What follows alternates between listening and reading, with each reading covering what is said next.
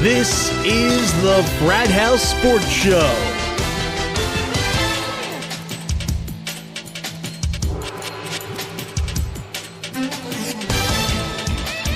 And now for this week's completely different and humorous perspective on everything sports, here's Frat House Mike and Sidekick. Alrighty there. Hey, there you go. Yeah, thanks for joining us again right here on the new Frat House Sports Show. And I kind of thought, Sidekick, that perhaps maybe we might have a slightly less packed program this week. But, well, my gosh, as I put the outline together the other evening, well, it just kind of, well, I think, okay. But listen, we're going to try. Here's what we're going to try to do. We're going to try to get through everything in a little bit shorter period of time. Shut up and stop talking. All right, a little bit shorter. We don't want to be going, 45, 48 minutes. Okay. So let's jump it over and we're going to take a look at what's happening in NASCAR. And this was one of those areas that I frankly thought there would be perhaps maybe a little bit less chatter would have been during our, as the tire turns world of NASCAR, but not so fast there, huh? Chase race number 1 was this past Sunday evening. Did you hear me? I said yes, evening. As a result of a 5+ hour rain delay out at the Chicagoland Speedway. And Matt Kenseth, the number 1 qualifier in the chase, showed again that, well, making the move over to Joe Gibbs Racing was his best move. As he was the laps leader with 89 and, well, off to a quick start with a win in the first chase race, his 6th now of the season. Now, we're going to put up the chase leaderboard here in a moment, but number 1 in the soap opera, number 1 story in the soap opera of NASCAR since our last broadcast was the late decision last Friday to add a 13th driver to the chase. Now, this is a bit of an unprecedented move. Holy ball and chain! As the chase has always been built around a field of 12 drivers. In this particular case, they added number 24, the number 24 of Jeff Gordon to the field. Now, we kind of alluded to the possibility of this during last week's show, and I know you've got some feelings on this one, Sidekick, so go right ahead. Have at it. Well, I basically just want to quote World Wrestling Entertainment COO Triple H. This decision was made because it's good for business. That's why this decision was made. Right. The whole situation, though, I mean, as it unveiled itself, was it the right thing to do, really? No. Are you kidding me? But this is what NASCAR based it upon. They based it upon that it was the right thing to do.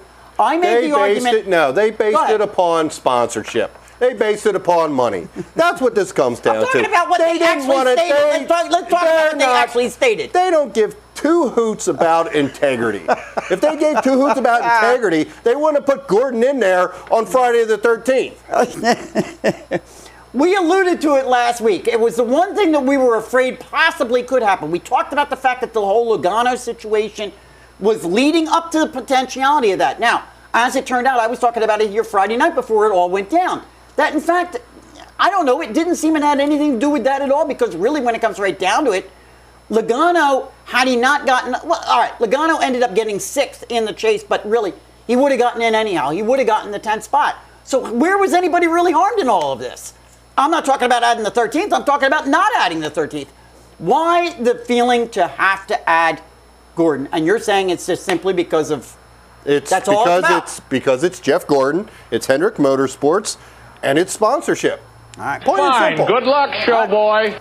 All right. Well, before we jump over to the standings, there was another big story that was announced this morning.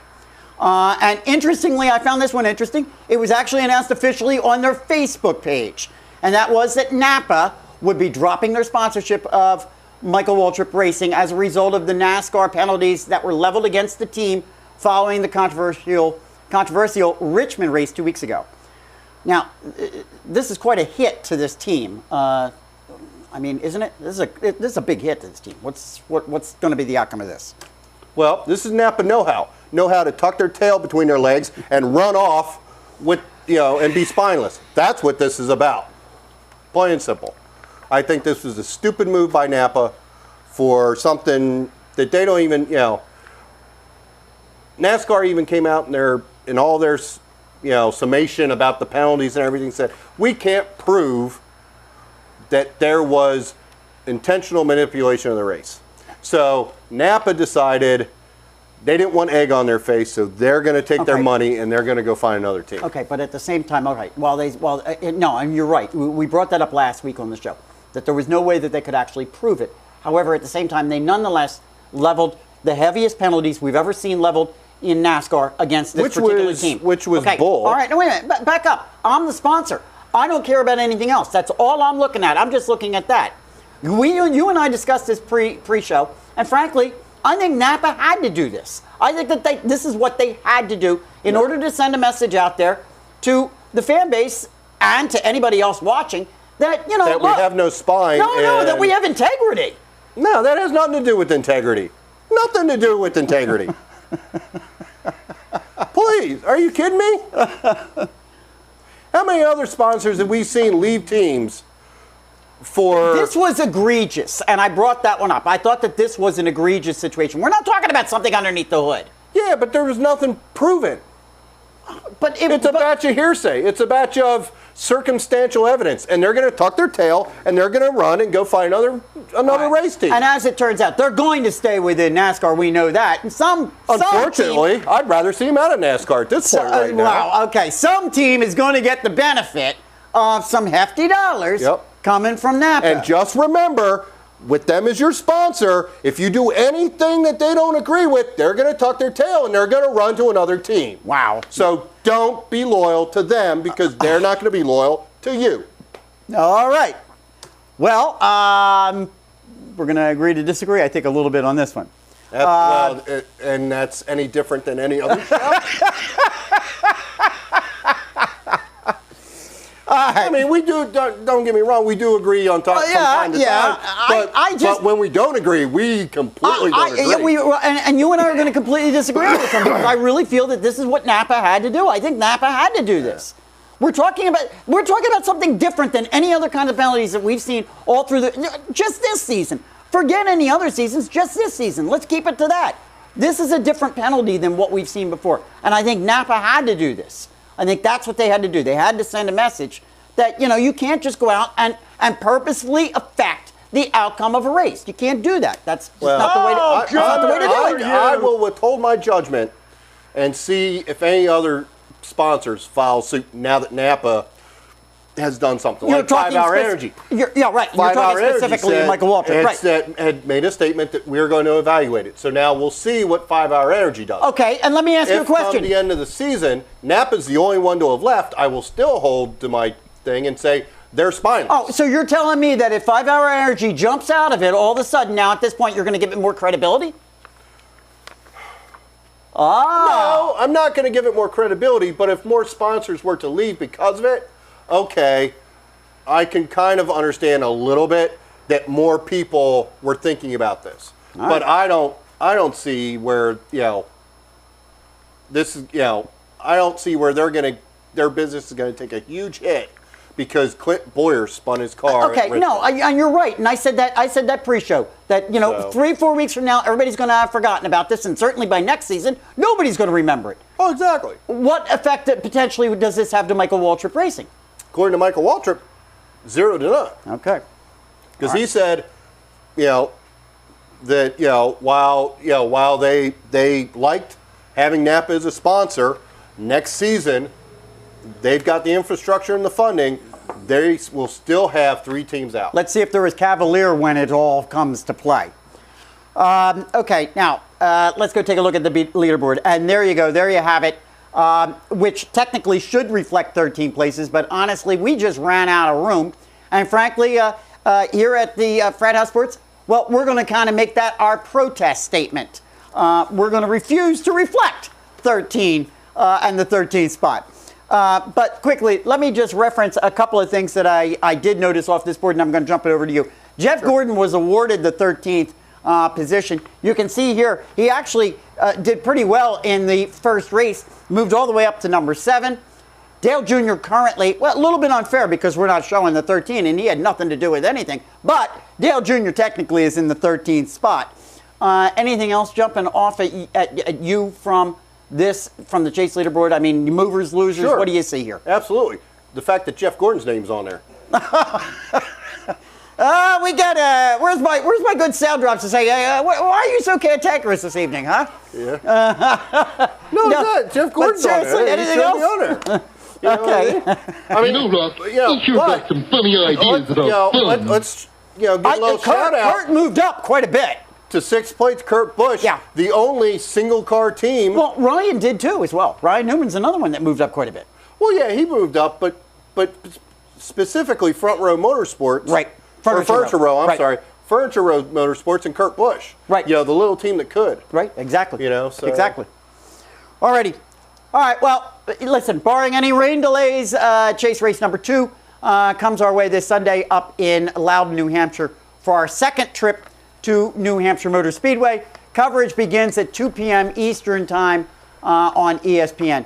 Now, we'll be looking at the Frat House Sports NASCAR Fantasy Chase board in a moment, which means it's time for our Sidekicks NASCAR Fantasy Picks brought to you by our friends down in the Baltimore area at Herb FM Sports Internet Radio. Check them out over at herbfm.com. What do you got for us this week? Chase race 2. I did pretty well. You're going to see it on the board in a moment. Go ahead. What else you got? Here we go again. Well, we're going to the Magic Mile, New Hampshire. So this week we're gonna. Let me get these written. Let me give you a little. I guess not a disclaimer, just a little pre-note before I go down the names. From this point on through the chase, any one of the chase drivers are going to be good picks to put on your roster. Sure. Okay. Obviously, they made the chase, so you can feel confident kind of switching them in and out. Yes, there's some that run better at some tracks, but generally speaking, you're going to want to try to fit as many chase contenders on your roster as you can squeeze in there. So having said that, let's get to the picks. Go ahead. So we're going to go with Jimmy Johnson, 27-25. Due to the rough patch before the chase, his values come down a little bit and that, so he's a little bit more reasonable, even though he's still Have they almost worked out 20. their problems? My gosh, I mean, it's just been one thing after another. Ending the It's season. the chase. All right. I think they were messing around. They knew they were in the chase. Boy, you gotta really, you're going right for the conspiracy this evening, huh? Go ahead. No. They knew they were locked for the chase, so they were tinkering with setups and doing and testing stuff, knowing we've got nothing to lose. We're in the chase. Gotcha. All right. So they were doing a little testing. All right, that's Johnson. Jeff Gordon, $25, Mister. I don't belong. I don't need to be here. What? He runs good at New Hampshire. Okay. Gordon, go ahead. Mr. Irrelevant, Brad Keselowski, $24.75. Yep. One of your faves, Mr. Eric Amarola, for the second week in a row, $17.50 this week. He's gone up 25 cents. All righty. For those that didn't carry him over from last week, if you had him from last week, he's $17.25. And the lucky dog this week goes to one start and park Joe Nemechek. $5. Okay. Hopefully he doesn't start and park. I was gonna say, do we have a guarantee here? But I goofed. Yeah. Unfortunately, That's appropriate. the dartboard, when you got $5 left, it's hard to, it's all kind of start and park down there at the bottom. All right. So, and that takes the roster to a full $100. There you go. And that is the picks, sponsored by Herb FM Sports Radio. You got it. Thanks very much, guys down there in Baltimore. Listen, before we leave motorsports, NHRA drag racing just began their 6-race countdown to the championship last weekend down in Charlotte, North Carolina. And, well, we haven't touched on them in a while, but I thought it was important that at least we take a look at the current countdown standings, because we only have 5 races remaining. Over in the Top Fuel dragster division, Spencer Massey holds a 24-point lead over Sean Langdon. Last year's champion, Antron Brown, currently in 9th and 124 points back. Not the place you want to be after just 1 race and 5 remaining. Funny car division, Matt Hagan continues his incredible season, holding the number 1 spot, 82 points ahead of Ron Capps right now. And in Pro Stock, well, it seems, as I've been talking all year long, it's Mike Edwards, just all year. Because everything's been shook up, though, now with the points, just 10 points ahead of Jake Coughlin. This weekend brings us to the second round of the countdown. Venue changes. We're going to the Texas Motorplex in Dallas. And there you go. We'll be bringing you a little bit of NHRA as we continue to go through things. 5 races, that's all that's left. Do we have a slide showing how well you're doing in NHRA fantasy? No, I didn't want to embarrass you. We're going to go take a look at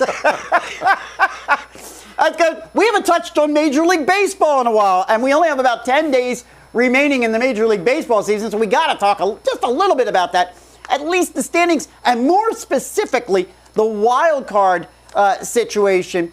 And so let's go take a look at that. Over in the National League, listen, that's it. We were talking about this pre-show. There you have it. Those are going to be your division leaders. There it is. Yep. The wild card, though, in the National League, oh, come on. It's over with. We're really? hogging it. Yeah. Central. It's all Central. You got Pittsburgh and you got Cincinnati. Hey, if you want to throw Washington in there just for... Yeah, no. Yeah. And giggles, go ahead. You have a good time with that. They're 5.5 games out of the wild card. All right? But for the most part, there's what you're looking at. The National League, in my opinion, is pretty much set at this point. American League, however, a little bit different situation. For the most part, I frankly think that these are going to be your teams coming out of these divisions. Now, some could argue with me that, well, perhaps maybe not. Maybe the East could get shuffled up there yet. Boston is still a little bit suspect. They could get taken over perhaps maybe if Tampa Bay sneaks in there. For the most part, I don't think that's going to be the case. This wild card situation, however, in the American League, very, very interesting with only about 10 days remaining in the season. And I think it's going to be a very interesting 10 days in the American League. Yes, at the moment right now, your wild cards would be the Tampa Bay Rays and the Texas Rangers. However, the Cleveland Indians going into this evening just a half game behind the Texas Rangers. Now, I don't have them illustrated here, but let's throw into the mix. How about the Baltimore Orioles a game out? All right? Mm-hmm. How about the Yankees and the Royals? 2.5 games out. Yep. Boy, oh boy, I would love to see those Kansas City Royals just come on somehow or another and knock Texas out of there. I think it would be terrific. All right? But only as I pointed out, you picked them at the beginning of the season. Listen, right? I like the Kansas City Royals. Don't give me none of your unlike facts, the huh? Chiefs, which we're going to be talking about shortly. But as I I'd pointed rather out, see the Orioles in there. I would too. Actually, I agree with you. But it's going to be a very interesting 10 days remaining in Major League Baseball. Keep your eye on it. We'll be coming back with one more quick update on that before we get into the playoffs next week. I would think by this time next week, we're pretty much going to have a real good feel on where things are going to be set. All right? All right. Football, here we come. And now, 4 minutes of football. All right, now listen, at the conclusion of last Monday night's game, 22 of the first 32 NFL games of the season were determined by 7 points or less. That's an NFL record for the first 2 weeks of, of the season. Yet, I don't know if you checked, Seattle Seahawks are favored this weekend by 19.5 points over the Jacksonville Jaguars. One of the largest point spreads for any one single game in the history of the NFL. Question for you, all right? And this is my first question anyhow. Nearly 70% of the games so far at 7 points or less, does this reflect good or bad defensive effort so far? What's your read on this? Is this a defensive thing or not a defensive thing? No, I think, honestly, this is a beginning of the season thing. Okay. We're 2 weeks in. Mm-hmm. Teams are still kind of gelling. I mean, we saw in other seasons where we blamed it on lockout and stuff like that. But in this case, I think it's just early in the season, and teams aren't completely gelling. Right. So it's a little bit more competitive. What do you make of that? But once we get a couple of weeks into it, you're going to start seeing the cream rise to the top. Okay. And you're going to see those people settling down. falling What about that 19.5 point spread? Are you touching that game? Seriously? Okay. I touched it last week, didn't I? He's not. But this week, you're not touching that game this week. All right. What else we got? In accordance with the NFL policy, WKMG must carry all Jacksonville Jaguar away games. We apologize for any inconvenience. Is this a violation because fans were apparently upset that they didn't get to watch the Manning Bowl in Orlando? With all due respect, whether it was a violation or not, it was frankly hysterical. Apparently, they were running a screen crawl across the bottom, apologizing to fans who wanted to see Denver and the Giants in the Manning Bowl. We apologize for any inconvenience, is what they put up. One could read into that, but at the same time, I could see where that could happen. So I don't know if it's necessarily a violation, although I got to tell you, it certainly appeared that it might have been.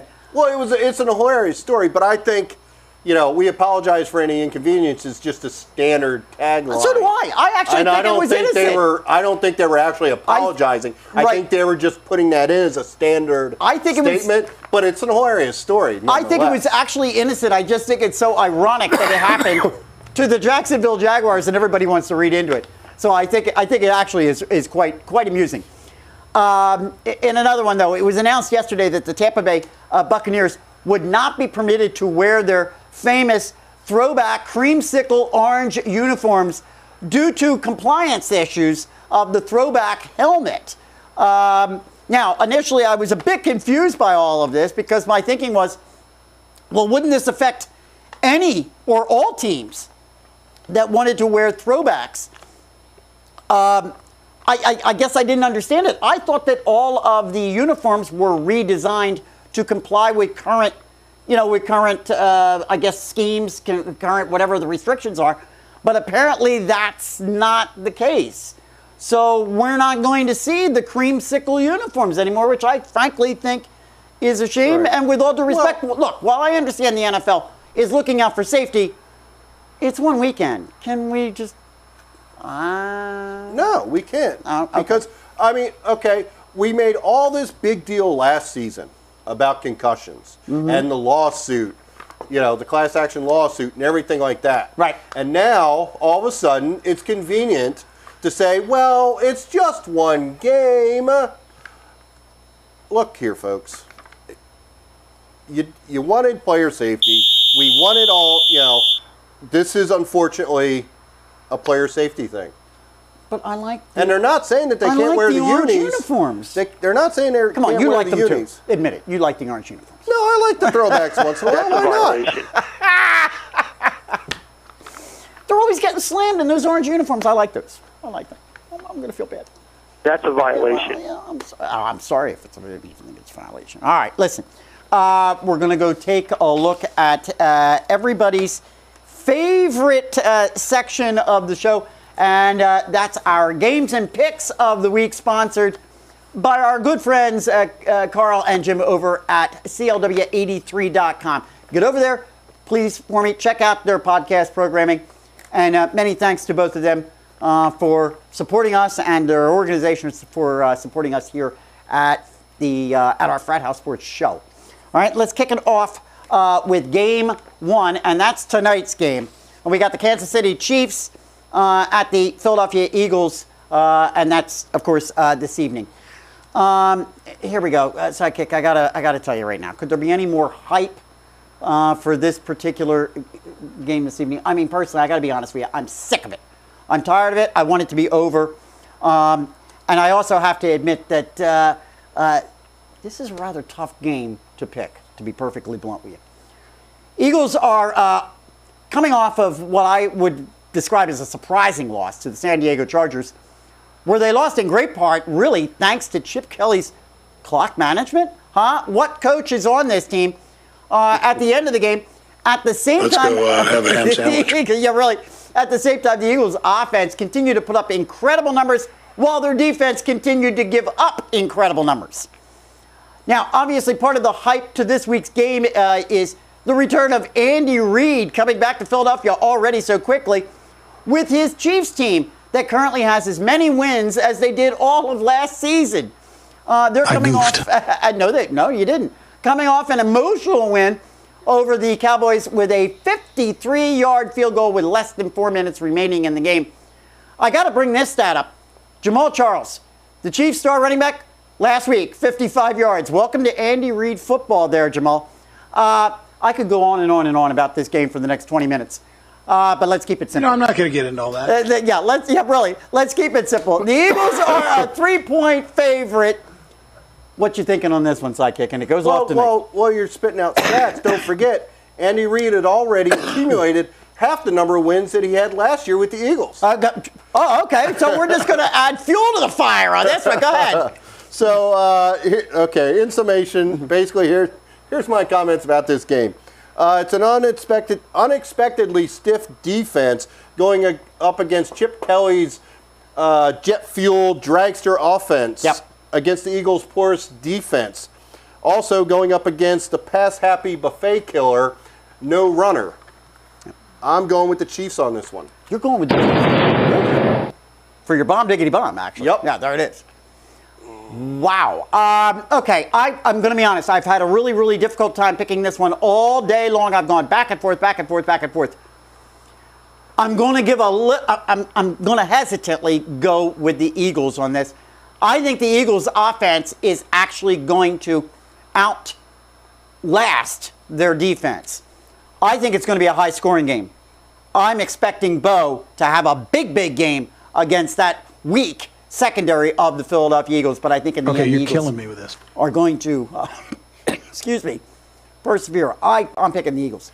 Yeah, but I think, here's the thing, though. I think the Chargers gave the league the blueprint on how to beat Chip Kelly. Yeah, but also... Yeah, but this is Andy Reid we're talking about. I know, but also, the Eagles have played 3 games now in 11 days. Oh, I agree with you. I think they're a little tired. I couldn't agree more. Which I think negates the home field advantage, so that's why I'm Here's going the with problem, Kansas though. City. Excuse me. Here's the problem, though. We're going to go to Denver next week. We can't lose this game. If we do, Denver's already looked at as an automatic loss. That would put us at 1-3. If that's the case, I think that the Eagles are going to be up for this game for a couple of reasons. You got Andy Reid back in the house, and we don't want to be dropping to 1-3, which is what the presumed. Could be an interesting show next week. Yes, it could Time's be. yours. All right, let's go take a look at, and this is another intriguing game, I think. You got the Houston Texans at the Baltimore Ravens, 1 o'clock game on Sunday. And I point out this is intriguing for a couple of reasons. The Texans last week struggled to get a win against the Tennessee Titans and needed overtime, in fact, to do it. Everything from the Titans side of the ball was, in my opinion, mediocre. Go to the top, Matt Schaub, and then follow that up with Arian Foster. Now, that despite the fact, if you go take a look at the box score, that despite the fact that they did ultimately put 30 points up on the board. On the other side, the Ravens got their first win of the season in a yawner against the Browns.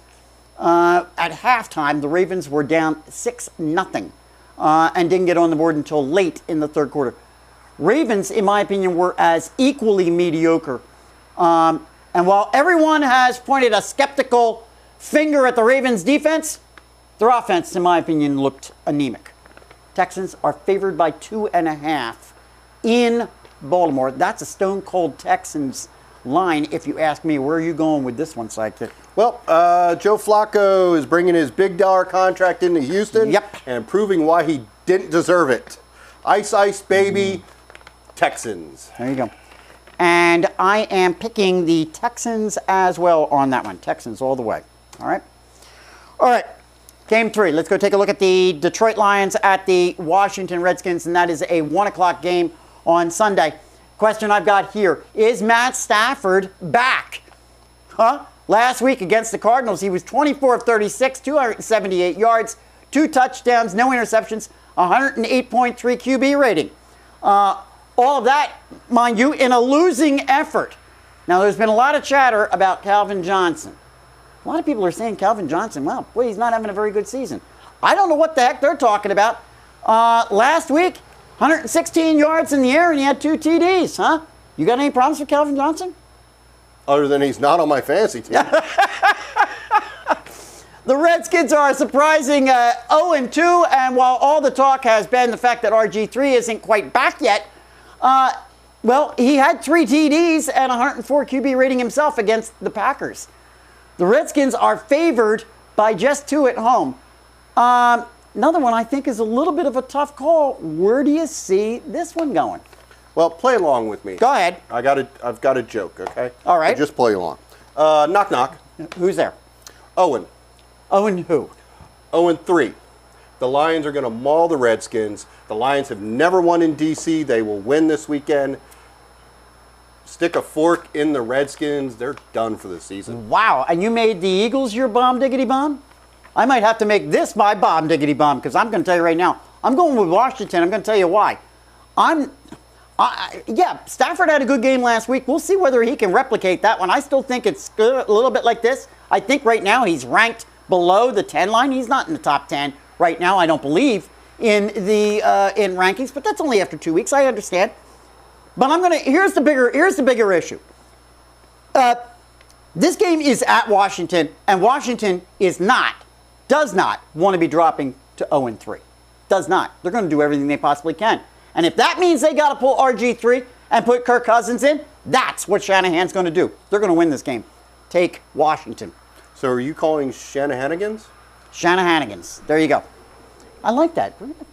But you're right on it, right on it tonight. You said you were going to be. All right, let's go take a look at our fourth game of the evening, our fourth and last one. And that's the Green Bay Packers at the Cincinnati Bengals. 1 o'clock game again on Sunday. Aaron Rodgers currently ranked the #1 quarterback in the league. And last week he showed why against those Redskins. How about these numbers? 34 of 42, 480 yards, 4 touchdowns, no interceptions, 146 quarterback rating. With all due respect, we've talked about the Pack over the past couple of seasons. One of the things that we pointed out so many times, oh my gosh, how many times were we seeing Rodgers on his back getting sacked? Well, it appears the Pack has addressed the offensive line this year so far. Rodgers only been sacked once in the past 2 games. Only 1 sack. Bengals beat the Pittsburgh Steelers on Monday night in a game that really appeared it should have been a lot easier, in my opinion, for the Bengals. It shouldn't have been as difficult as it was.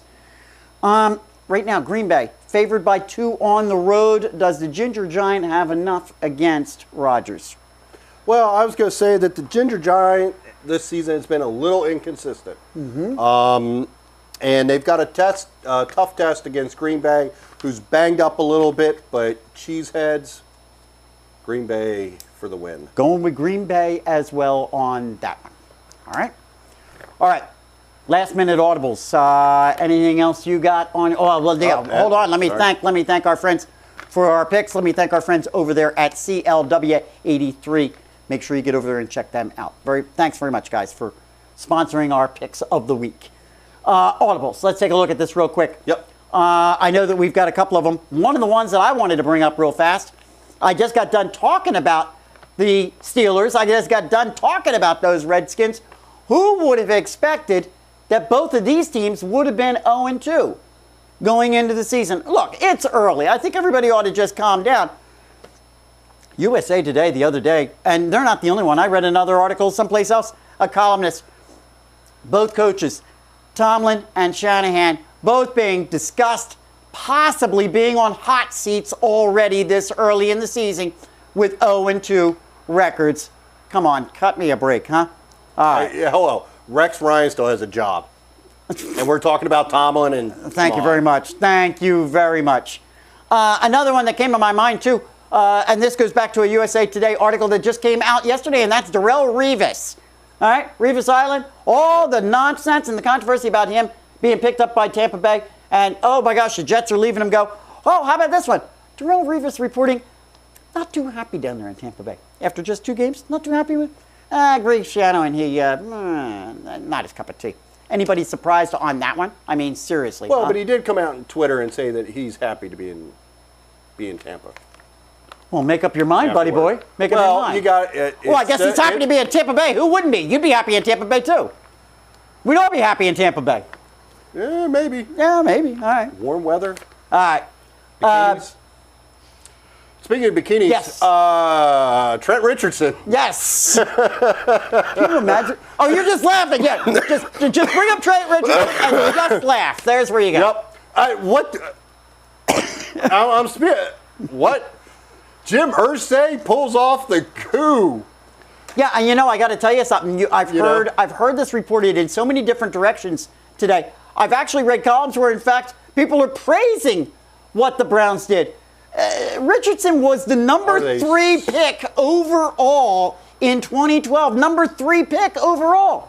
Their number 1 running back. They trade him away to Indianapolis. This has got to help Indianapolis. You want to talk about manipulating? Got to help Indianapolis. You want to talk about manipulating results? Okay, that's what the Browns are doing. They traded him away for a first-round draft pick. They're trying to tank so that they can get another first-round draft. They're trying to load up their thing so they can get. They're trying to get a quarterback, is what they're trying to get. Yeah, that's exactly what they're going after. They're trying to load up their picks so that they can have stuff to trade for to make sure they get a quarterback coming out. Did you read the article I put up over on our Frat House Facebook post today, Facebook page today, where in fact Richardson apparently found out about this by hearing it on the radio. Yep. Wow. Well, actually, a friend of his called him. Yeah, and he hung up on the guy. What? You're kidding me? Yeah, he hung up on the guy. All right. Last but not least, let's throw another quick shout out there. I gotta give heavy praise to the Jacksonville Jaguars fans down there who apparently held a rally yesterday, a sign Tim Tebow rally, trying to get the Jacksonville Jaguars to sign Tim Tebow. Look at the overwhelming response from the folks in Jacksonville. You go, guys. This is why I love Florida sports. You got to love Florida sports for this kind of thing. Just fabulous. Fabulous, fabulous stuff. Wonderful, huh? How do you like that? I don't think he's getting, I don't know. Just tank. Maybe they can sign Johnny Manziel. I don't think that they're going to. Tool bag. I don't think they're going to pick him up. Okay. Listen, before we move on. Before we move on, let's go take a look at our Frat House Sports Facebook post of the week. Excuse me, and that was a story. Excuse me, and the audio of Fox analyst Terry Bradshaw dropping a string of very colorful language live and on air to Jimmy Johnson on the Fox Sports 1 set. He's just trying to imitate me. And I got to tell you, I was almost a little embarrassed posting the audio myself because, I mean, it was rather graphic. And they're laughing about it. Now, anyone else who would have been in Bradshaw's position, I frankly think would have been fired, as we have seen so many times in just the past year. But Fox Sports, well, they actually released a statement and an apology, which was nice. You know, you put out an apology to your fans. No, it wasn't to their fans. They released an apology to Terry Bradshaw. That post got the most views, comments, and activity. Make sure you keep putting them up over on our Frat House Sports page over on Facebook. Look it up, Frat House Sports. Make sure you give it a like. All right. And now you need to apologize to Mr. Bradshaw. Why? For posting his little... Oh, I got to. Yeah, now, you know, right. Yeah, come on, Terry. Come on, come on over here and tell me how I should be doing that one. Hey, real quick, let's take a look. Because I was castigated that I probably wouldn't put this up, I wanted to make sure that it was represented, and there is our Frat House Sports Football Fantasy League. I am now in 6th place. Yes, I dropped off, folks, as everybody here maligned me last week. 6th, and Team Blood Pack is in 13th. We'll bring that to you on occasion. And there's a bunch of our... One and one. There's a bunch of our other Frat House Facebook friends on there, so we'll bring that so that everybody gets a chance to see it, all right? All right, and that's after week 2. So we got week 3 coming up, and in fact, some people have some things playing this evening. All right? Yep, you're going down, right. Jim Williams. Now, I'm telling you now, you're going down, buddy. And he's in a mood tonight, boy. I'm going to tell you. All right. Now, don't forget to make sure, since we're talking about web pages, Facebook pages, etc., make sure you go check out our newly designed FratHouseSports.net. Check that out. We're constantly updating things. I got some more updates I'm going to be bringing you on that one. Please make sure you're checking that one out and supporting us there. All right, there's our show. We tried to cut it down a little bit. Got so much to talk about. It's September. It's that time of year. All right, we're going to be right back here with you next week. One more thing you need to do for me. You know what it is, huh? You got to keep us real. You got to keep us live. You got to keep us going. We'll see you next week. Take care.